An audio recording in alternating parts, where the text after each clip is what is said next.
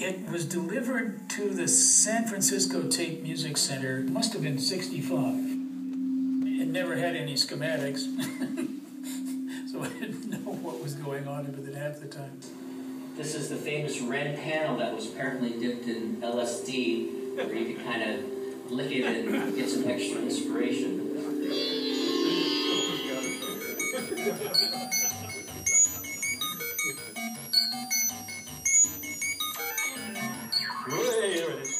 Well, it wasn't until like '93, I think, the actual word vintage was finally attached to synthesizers. I remember seeing that for the first time, I was thinking, it looked weird.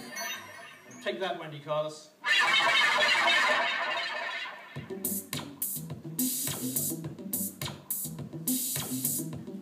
I mean, people just thought I was mad, you know, buying this giant equipment that was really hard to kind of transport and would always break down and wouldn't stay in tune. And also there's a bit of that, you know, it's something's really rare, so grab it while you can. It's unique. You've got the white noise, pink noise, and infrared. Infrared. And things were being thrown out, you know, actually being thrown away. And, you know, people like Vince Clarke, we always, you know, said, God, this stuff could just disappear off the face of the earth, you know. I'm not a collector. When you collect things, you come to regard them as objects. It's like they're in a museum or a painting on a wall. You don't touch it. It just is a thing. For me, analog modular synthesis always has been a tool. I'm not going to have my stuff buried with me, for example. When you have a modular synthesizer in front of you, all of a sudden all those like dreams of what you could possibly be able to do are all of a sudden there.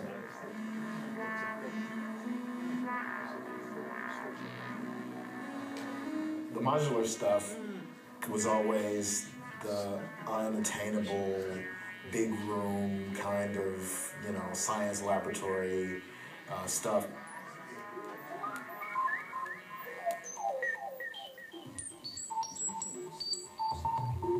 I kind of believe that sooner or later soft synths would be as good sounding as the real thing. I've lost that belief now. I sit in front of a computer and I started to get boring after a while. I'm just not feeling inspired. But in terms of playing the music, it's just very hard to feel like you're playing a computer.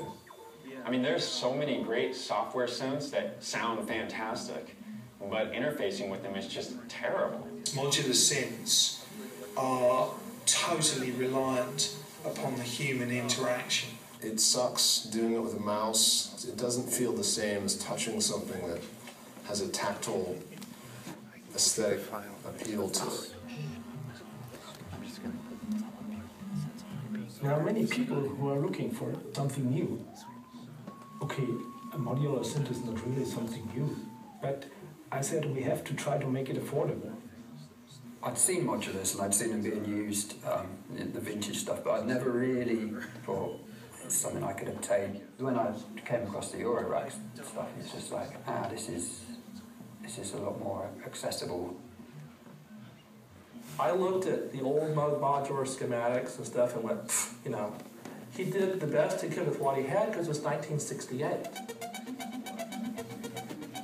As far as designing all of these incredible circuits, that's something that's way beyond my expertise, and I think that the guys that can do that they're kind of rock stars in my book. They don't see everything as an economic trade-off, you know. If they did, they wouldn't be doing this. It's kind of like doing your own yoga or something. It's definitely some place to escape the rigors of the day. Engineering was really difficult to do in school, and I could actually, like, with all the math and stuff, I just wasn't having fun.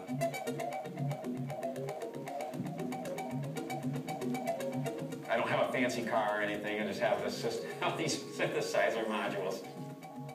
It is a field for crazy people. It is a field for irrational people. There's something wrong with me, definitely. I'm insane.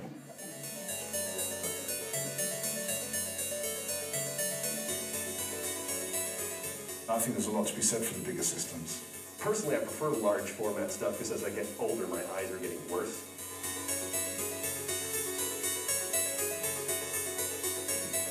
There's something about the big scientific look. I have big hands and I get big knobs and, you know, and I can plug it right into my old analog synths, just quarter-inch style, and get it going that way. Generation 60 plus, I call them nowadays, who grew up with big jack modulars and who are still into big jack modulars, what I can understand totally. Not want to make ho, but want to make soft and slowly, going, having something, or orgasm-like feeling, saying, wow, what the fuck did I do there myself? I can badmouth the 5U guys if you want. The 5U guys have got all kinds of strange ideas that most of them are stuck in the 70s, basically. They're older. There's something for everyone. I'm continually amazed by the amount of new users that are popping up. Who's playing these instruments? Who's playing the music? And I found out that those people who are coming from being DJ, who are coming from listening to music, they talk about music and they live it. They live it in their life. They want to go deeper, and I did the same.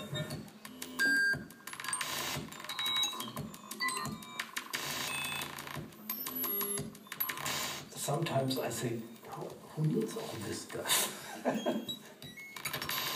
It's almost like a fetish thing at the beginning. It's like this amazing machine that these flashing lights and producing this sound. I thought, God, I've got to have one of those. I mean, I was definitely attracted to the knobs and the blinking lights and the high-tech futurism of it all. Right from the beginning, I really saw this as like a hot rod for music geeks. I think it's just so personalized, and it makes people feel really proud of their systems and collecting modules.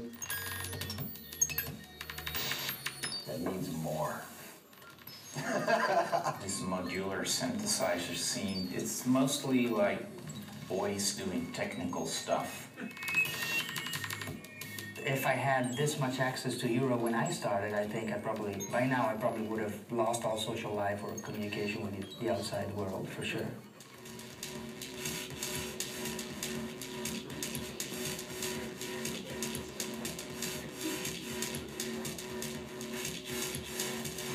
You can't really understand anything unless you have some kind of erotic bonding with it. They're a concrete manifestation of our desires. That's why we do it.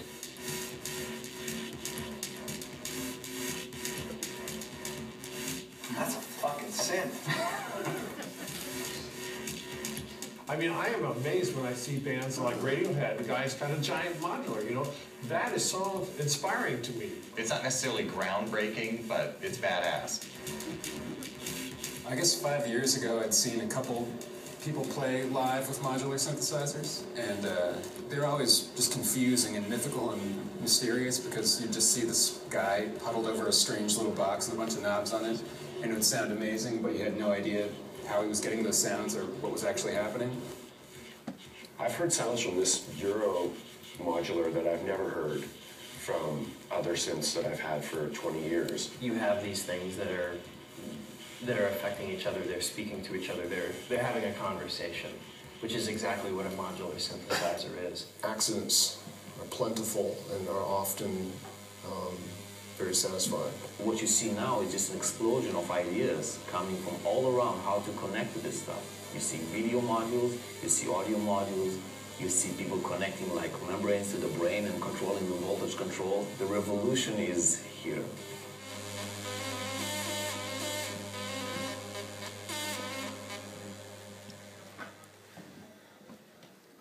Well, I have to say, I looked at the trailer for this program, and there were some great sounds coming out of it. And I must confess, actually, that I'm really quite intrigued by it now. So I could well do, yeah.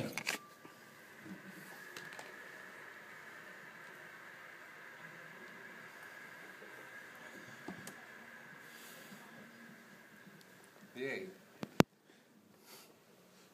This is happening. So, how many people have seen that before? Because we showed it Thursday. Pays to be around. Let's talk to one of the people responsible for this. There we go. We should do this every week. Okay. Hello. Hey, Steve, how are you? you? I hope. Can you hear me clearly? Oh, you sound great.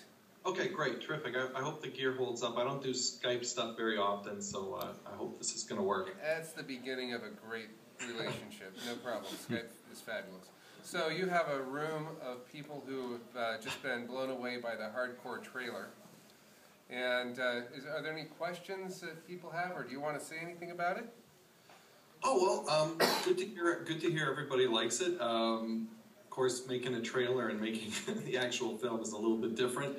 I'm hoping we're going to try to please as many people as possible, but we've amassed over 100 interviews for this project. It really is crazy.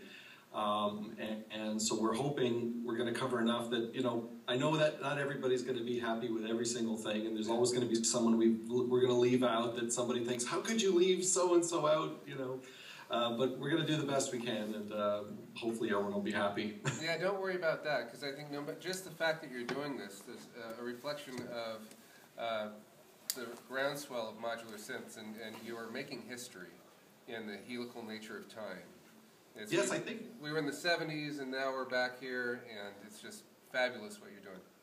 Well, it's interesting because, you know, there was a whole rash of these films about electronic music maybe about 15 years ago. And it was really centered on rave culture. I always felt that those films were more about the culture, not so much about the machines or the music. And I always felt a little dissatisfied. And I was, you know, really unaware of this whole modular resurgence thing until a few years ago. So even for me, it's been a learning curve for sure. Yeah, I'm looking forward to the point where when we were kids, I don't know how old you are, but when we were kids, we would distinguish ourselves from our neighbors by our record albums, by our record collections. And say, well, I've got all of Frank Zappa and you don't, well, I won't get it. And then that sort of went away, and then it became video games. I've got these games and you don't. You know, the music thing went away with the iPod, and say, well, now I've got all Frank Zappa. Sorry. Modular, I think, is where the real distinguishing factor is between kids. It's because they'll spend their parents' money on things that drive the parents insane. Very critical. And I think it's coming up to the point where as kids mix and match, it's the new erector set, to make lots of noise, and they learn signal flow, and I think it really is a fabulous time of life. Even in this building, there's a thing called the Synth Petting Zoo over in the corner that is filled with cacophony. It's just almost a religious sound. And then there's a little trade show area out here. But for now, I'd like to open it up to the audience. Anybody help me out here? Yes. No? Oh, just waving. Do you have a question? No. Okay. The audience is waving. Oh, yes. Well, great to see you all. Yeah. We actually shot a couple of different similar meets. I don't know if you're doing, you know, workshops or anything like that, but you're one of them, so yes. Yeah, we had an opportunity to shoot some synth meets here in Toronto, and also when we were in Berkeley. So it's always exciting to see a lot of, you know, people, and sometimes you meet people. It's the first time they've ever been around these machines, and it gets them pretty excited. And it reminds me of when I was a kid. I think the first time I'd ever seen a synthesizer was going to this place we call the Science Center here in Toronto, and you got that same sort of sense of people getting excited, like they've seen something they've never seen before, even though this thing's been around for quite a long time. Yeah, I remember learning on an ARP Odyssey in '78, and realizing the guitar will never make those sounds. Well, it actually does now. But at the time, it was really thrilling. But thank you so much for coming and sending us the trailer as well. We also showed it on Thursday night at our Audio Engineering Society meeting with about 30 people there. Oh, great, great. And had a deep in-depth on modular at the time. So you're at the breaking wave of, I think, a really big deal. As we yeah, I think we're doing this thing at exactly the right time. I get the feeling that, you know, most people who are really into electronic music know about this, but the mainstream is just starting to kind of peek out there, and you're starting to see bands bringing this stuff on TV, and you know, I get the sense that we're on the cusp of a public awareness explosion, like in any day now, maybe in like 6 months or something. I think once, you know, maybe Justin Bieber brings a pile of modular on stage or something, I don't know, but it just seems like it's just... That might drive people away. Yeah. I'm I'm not suggesting it's a good thing. Well, there's a thing that we have in our Mostly Modular Trade Association, is we call it a community of hermits.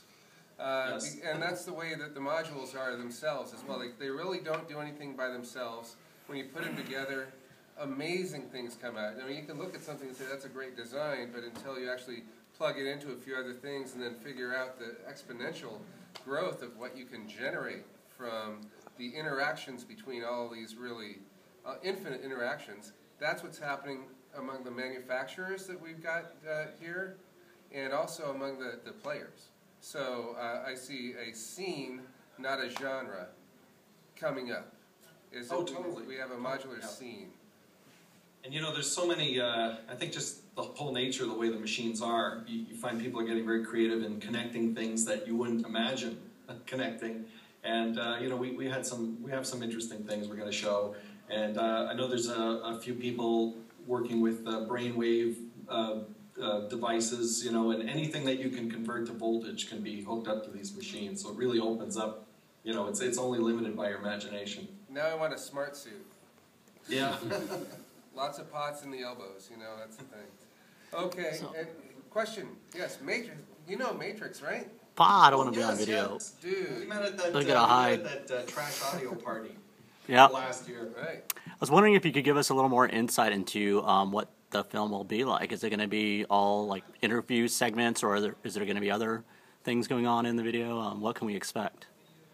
Well, the original, of course, this is always a difficult thing to figure out what to do. And, you know, with the eventual theatrical version of this, which is going to be maybe about 85 minutes or so, it's really going to be driven by the personal stories of 3 individuals.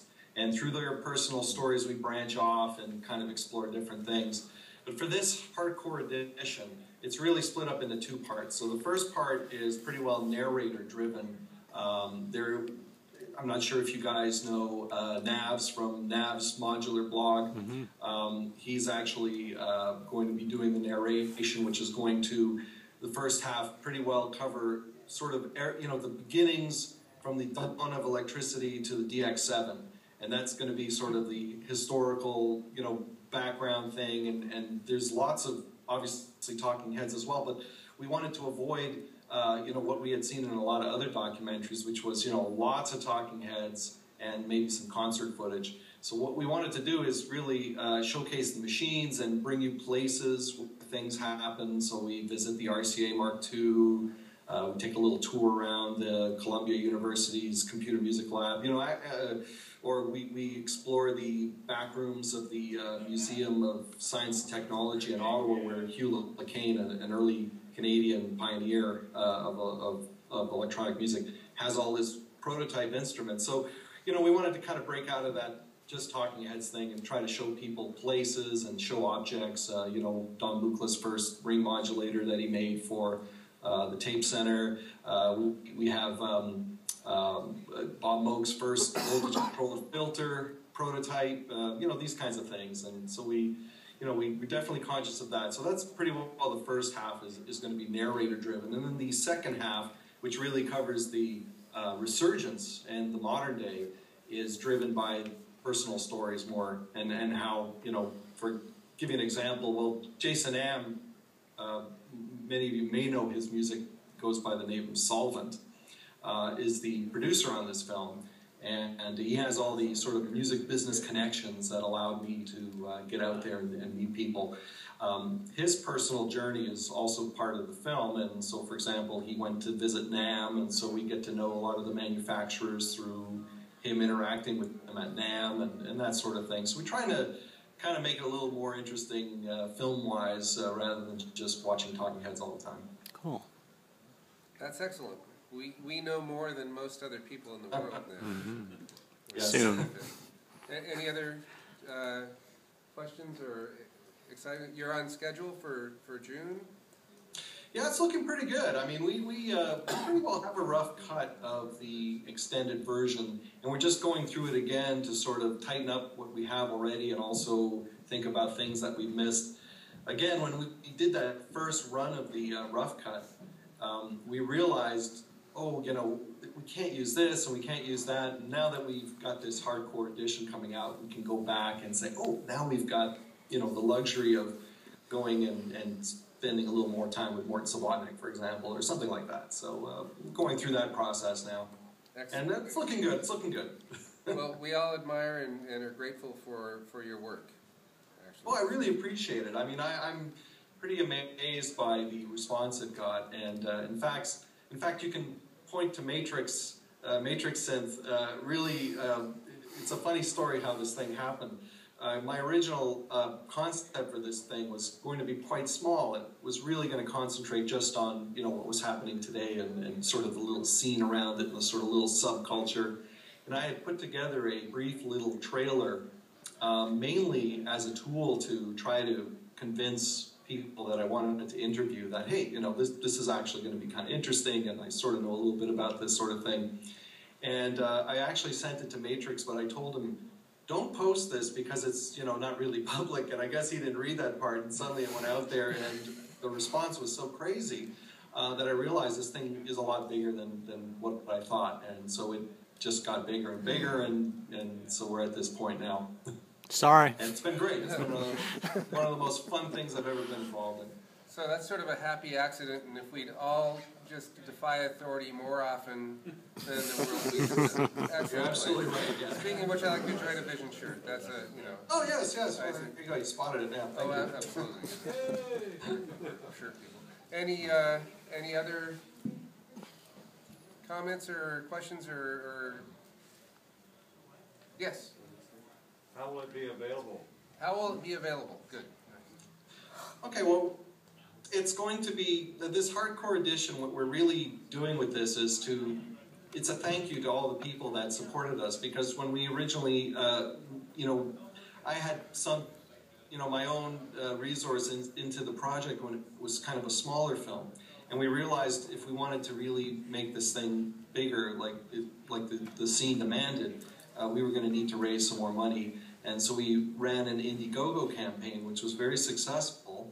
And so this hardcore edition concept is really a thank you to all the people that pitched in. And we are now still running a new campaign, but we're bypassing Indiegogo and just pre-selling this hardcore edition. And that's going to raise the money to allow us to do all the last-minute things we need to do, you know, clear different archival stuff, do all the color correct and the sound mix and all that stuff. So it's available now if you go to our website, idreamofwires.org. There are links there where you can pre-order either on a double DVD set or a single Blu-ray. So it's going to be in HD and standard def. And you can also, we're actually partnered with a modular manufacturer called Hexinverter. And for some time now, he's had a kit available, which was a sort of a clone of a distortion pedal, an MXR distortion pedal. And he's made some modifications to this thing and made it into an actual Eurorack finished module called the I Dream of Wires battery cassette. And so this is a distortion and a compressor module. And so that's another thing that we're offering, and that's going to help us finish the film as well and cover all the costs that we've amassed and all that. So that's also available as well. Excellent. Good question. So, I think we're getting ready for Craig Padilla. And this is going to be a very nice synth performance behind you. I wish you could actually be here. Yes, I wish as well. So do you. I mean, it's great. I mean, the thing about these kinds of projects is when you get to the stage where everything's shot and you actually have to sit down and finish the film, that's when the fun is over. And the real fun part has been the year that Jason and I have spent meeting all the fantastic people we've met and all the enthusiasm, and the love that you feel, and all the celebrities, hanging out with Trent Reznor and all that sort of thing. That stuff is great. Not to put a downer on it, but this is the hard work now. So, yeah. Well, next then, you'll probably be doing film festivals and going around, because I'll tell you, the next time we do a SynthFest, I expect you to come out and show your film with us here. You'll see the, once we get through the hardcore edition, we're going to be focusing our attention on doing this theatrical mainstream thing, and this is to get it out to the average person. So we have to tell a compelling story that's not too technical and that sort of thing. And then we are going to have this shorter version that for sure we're going to get it to as many festivals as we can. Excellent. Well, hopefully we'll be one of those. And yeah, absolutely. Thank you so much again. Round of applause, please.